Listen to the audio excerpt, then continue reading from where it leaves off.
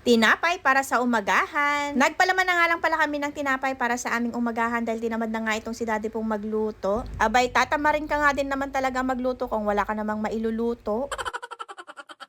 Kaya naman nagpunta nga ulit kami dito sa may loob nga ng palengke para bumili nga ng mga mailuluto sa bahay. Kailan nga lang nung nagpalengke nga ako at ngayon ay ubus nga na naman. Kumuha nga pala kami nitong hipo ng kalahating kilo para sa mga bata at nitong nakabaso-basong talaba para sa amin nila daddy. Igigisa nga lang pala niya yan sa kamatis at pwede ng ulam. Bali 50 pesos nga lang pala ang isang baso ng talaba. Kumuha na nga rin pala kami nitong sitaw at tingnan mo naman si auntie may papri pa.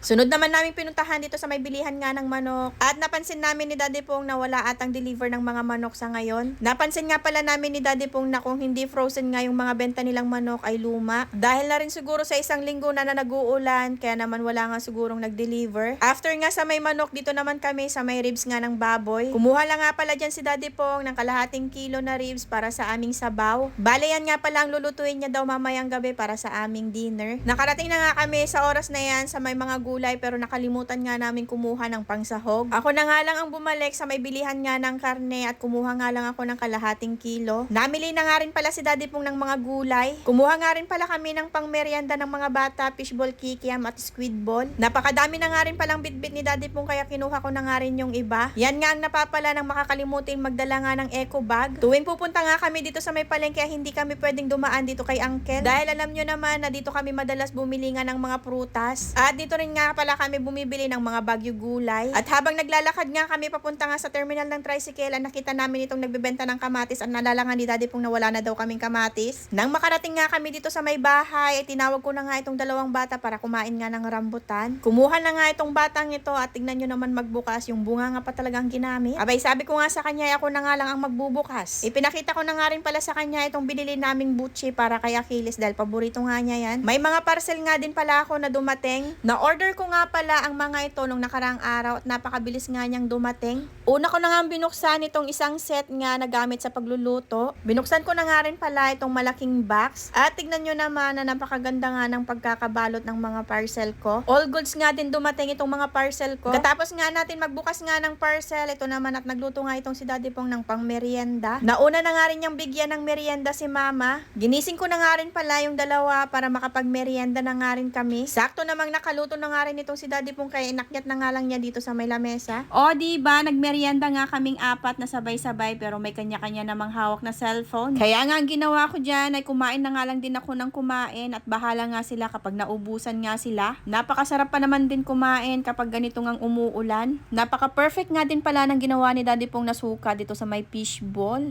Yun lang mga mi for today's mini vlog. Thank you for watching. God bless. Bye-bye!